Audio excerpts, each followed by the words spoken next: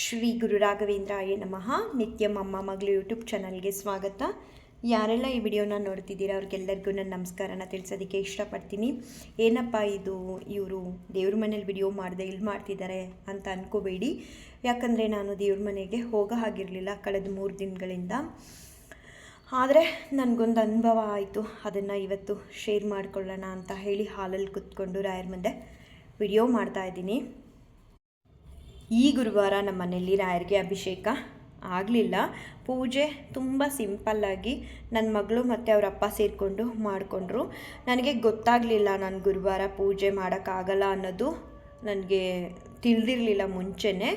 So ಬುಧವಾರ ಏನು ಮಾಡಿಕೊಂಡೆ, ಪ್ರತಿ ವಾರ ಗುರುವಾರದ ಪೂಜೆಗೆ ರಾಯರನ್ನ ರೆಡಿ ಮಾಡ್ಕೊಳ್ಳೋ ರೀತಿ ಈ ಬುಧವಾರ ಕೂಡ ನಾನು ರೋಸ್ ವಾಟರ್ ಹಾಕಿ ರಾಯರಿಗೆ ಒರೆಸ್ಕೊಂಡು ಅವ್ರಿಗೆ ಗೆಜ್ಜೋಸ್ತ್ರ ಎಲ್ಲ ಹಾಕಿ ಎಲ್ಲ ರೆಡಿ ಮಾಡಿಕೊಂಡು ಆ ರಾಯರ ಪ್ರಸಾದಕ್ಕೆ ಅಂತ ಕೊಬ್ಬರಿ ಕೂಡ ತುರಿದಿಟ್ಕೊಂಡೆ.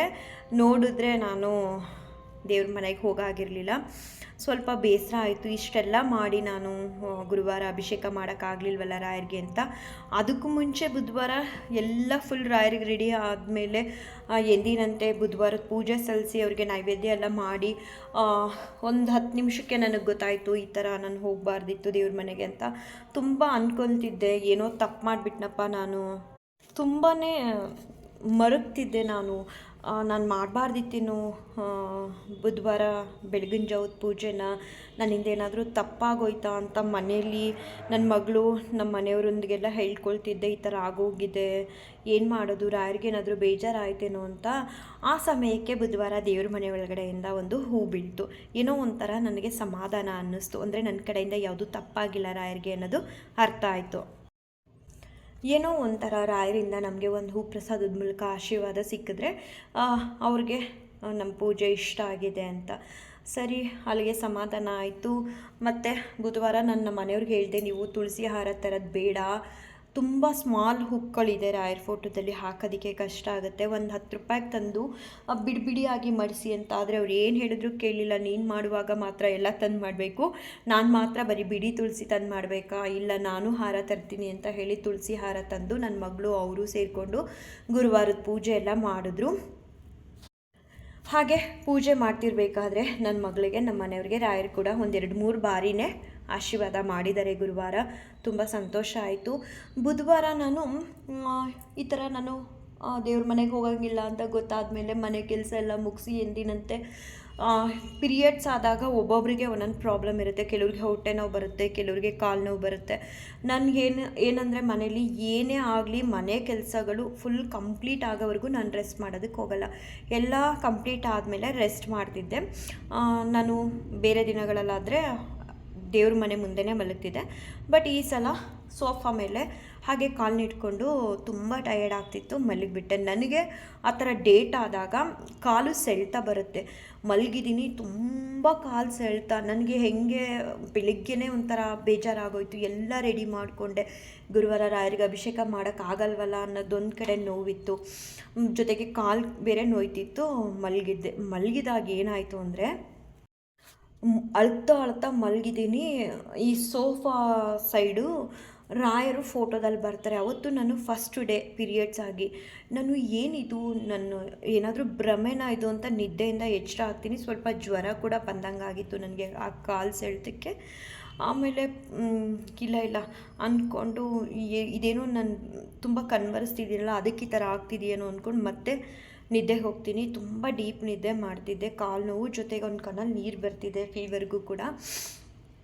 ಆವಾಗ ನನಗೇನು ಅನುಭವ ಆಯಿತು ಅಂದರೆ, ನಿಜವಾಗ್ಲೂ ಇದು ಯಾಕೆ ನನಗೆ ಈ ಥರ ಆಗುತ್ತೆ, ಅದು ಫಸ್ಟು ಪೀರಿಯಡ್ಸ್ ಡೇ ದಿನವೇ ನನಗೆ ಹಿಂಗಾಯಿತು.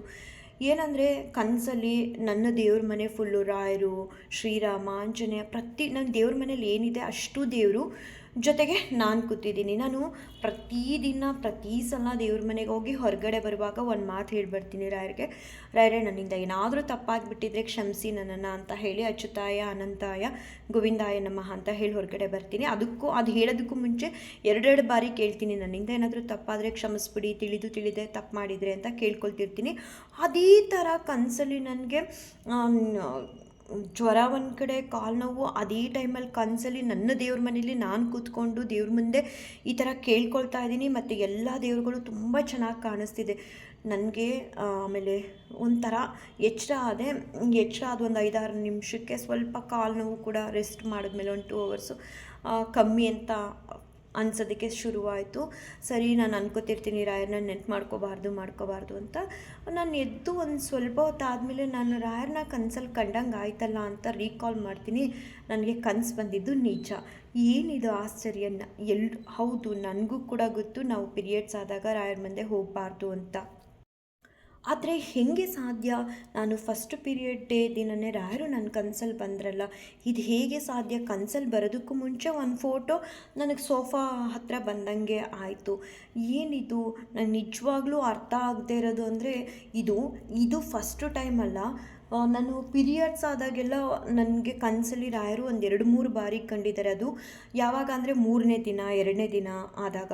ಈ ಸಲ ಅಂತೂ ನಾನು ಫಸ್ಟು ಟೈಮ್ ಪೀರಿಯಡ್ಸ್ ಅದು ಮೊದಲನೇ ದಿನವೇ ನನಗೆ ರಾಯರು ಕನಸಲ್ಲಿ ಬಂದಿದ್ದರು. ಇದಕ್ಕೆ ಏನಂತ ಹೇಳಬೇಕು ನನಗಂತೂ ಗೊತ್ತಿಲ್ಲ. ಒಂಥರ ಒಂದು ಕಡೆ ಖುಷಿ ಆಗುತ್ತೆ. ಯಾಕೆ ನನಗಿನ್ನೂ ಯೋಚನೆ ಮಾಡಿದಾಗ ನನಗೆ ಹಿಂಗಾದಾಗಲೇ ಯಾಕೆ ಬಂದರು ಅಂತ ಒಂದು ಕಡೆ ಅನ್ನಿಸ್ತಿರುತ್ತೆ, ಇನ್ನೊಂದು ಕಡೆ ಸಂತೋಷ ಕೂಡ ಪಟ್ಟೆ. ಆಮೇಲೆ ಇವತ್ತು ಕೂಡ ನಾನು ದೇವ್ರ ಮನೆಗೆ ಹೋಗಲ್ಲ, ಆದರೆ ಹಾಲಲ್ಲಿರೋ ರಾಯರನ್ನ ನಾನು ನಮಸ್ಕರಿಸ್ತೀನಿ. 4th ಡೇ ದೇವ್ರ ಮನೆ ಒಳಗಡೆ ಹೋಗದೆ ಹಾಲಲ್ಲಿರೋ ರಾಯರ ಮುಂದೆ ಕೂತು ನನ್ನ ಪ್ರೇಯರೆಲ್ಲ ಹೇಳ್ಕೊಳ್ತೀನಿ. ಹಾಗಾಗಿ ಈ ಅನುಭವನ ಹಂಚ್ಕೊಳ್ಳೋಣ ಅಂತ ಹೇಳಿ ಹಂಚ್ಕೊಂಡೆ. ತುಂಬ ಸಂತೋಷ ಆಯಿತು. ಹಾಗೆ ಆಮೇಲೆ ಇವತ್ತು 4 o'clock ಮೇಲೆ ನಂದು ವ್ಲಾಗ್ ಅಂತ ಹೇಳ್ಬೋದು. 4 to 7ವರೆಗೂ ಏನೆಲ್ಲ ಮಾಡಿದೆ ಅನ್ನೋದನ್ನು ಚಿಕ್ಕದಾಗಿ ಕ್ಲಿಪ್ಪಿಂಗ್ಸ್ ಹಾಕ್ತೀನಿ ನೋಡಿ. ನನ್ನ ಮಗಳು ನಮ್ಮ ಮನೆಯವರು ಸ್ಕೂಲ್ ಮುಗಿಸ್ಕೊಂಡು ಬಂದರು. ಅವ್ರಿಗೇನಾದರೂ ಸ್ನ್ಯಾಕ್ಸ್ ಮಾಡೋಣ ಅಂತ ಅನ್ನಿಸ್ತು. ಸೊ ಕೋಡ್ಬೆಳೆ ಮಾಡೋಣ ಅಂತ ಹೇಳಿ ಡಿಸೈಡ್ ಮಾಡಿದೆ. ಚೆನ್ನಾಗಿ ಬಂತು. ನಾನು ಮದುವೆ ಆದಾಗಲಿಂದ ಇದು 2ನೇ ಬಾರಿ ನಾನು ಮನೇಲಿ ಕೋಡ್ಬೆಳೆ ಟ್ರೈ ಮಾಡಿದ್ದು. ಫಸ್ಟ್ ಟೈಮ್ ತುಂಬ ಕೆಟ್ಟದಾಗಿ ಬಂತು, ಮಾಡೋಕ್ಕೆ ಬರಲಿಲ್ಲ ನನಗೆ. ಈ ಸಲ ಮಾತ್ರ ತುಂಬ ಚೆನ್ನಾಗಿ ಬಂತು. ಹಾಗಾಗಿ ಈ ರೆಸಿಪಿ ಕೂಡ ನಾನು ಕ್ವಿಕ್ಕಾಗಿ ಹೇಳ್ತೀನಿ. 1 ಕಪ್ ಅಕ್ಕಿ ಹಿಟ್ಟು, 1 ಕಪ್ ರವೆ, ಎರಡೂ ಒಂದೇ ಅಳತೆಯಲ್ಲಿ ತೊಗೊಂಡು ಉಗುರು ಬೆಚ್ಚಗೆ ಬಿಸಿ ಮಾಡಿಕೊಂಡು ಅದಕ್ಕೆ ಎಳ್ಳು, ಜೀರಿಗೆ, ಉಪ್ಪು ಸೇರಿಸ್ಕೊಂಡೆ. ಅದಾದಮೇಲೆ ಕಾಯಿಸಿರೋಂತಹ ಎಣ್ಣೆನ ಹಾಕಬೇಕು. ಹಾಕಿದಾಗ ಚುರುರನ್ನು ಸೌಂಡ್ ಬರಬೇಕು.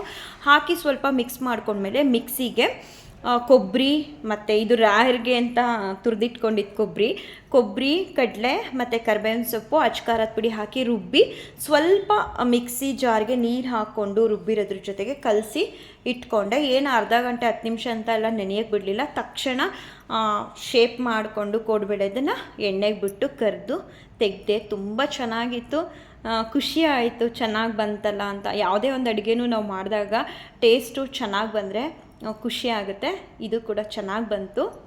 ಕೋಡ್ಬೆಳೆ ಎಲ್ಲ ಮಾಡಾದಮೇಲೆ ಸ್ಟವ್ ಕ್ಲೀನ್ ಮಾಡಿಕೊಂಡು ಹಾಗೆ ಸಿಂಕಲ್ಲಿ ಇದ್ದಿದ್ದ ಪಾತ್ರೆ ಎಲ್ಲ ತುಳ್ಕೊಂಡೆ. ಇವ್ರದ್ದು ಊಟದ ಬಾಕ್ಸ್ ಎಲ್ಲ ಇತ್ತು. ಸರೋಜಂಗೆ ಬಾಕ್ಸ್ಗಳು ಯಾವಾಗಲೂ ಹಾಕಲ್ಲ, ನಾನೇ ಈವ್ನಿಂಗ್ ಟೈಮ್ ವಾಶ್ ಮಾಡ್ಕೊಳ್ತೀನಿ.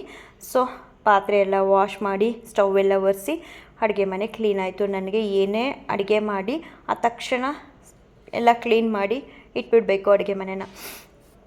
ನನ್ನ ರಾಯರ ಈ ಸಂಬಂಧಕ್ಕೆ ಏನಂತ ಹೇಳಬೇಕು ಅಂತ ನನಗಂತೂ ಗೊತ್ತಾಗ್ತಿಲ್ಲ. ರಾಯರು ಎಲ್ಲರಿಗೂ ಒಳ್ಳೇದು ಮಾಡಲಿ, ಎಲ್ಲರನ್ನೂ ಕಾಪಾಡಲಿ ಅಂತ ಹೇಳ್ತಾ ಈ ವಿಡಿಯೋನ ಎಂಡ್ ಮಾಡ್ತೀನಿ.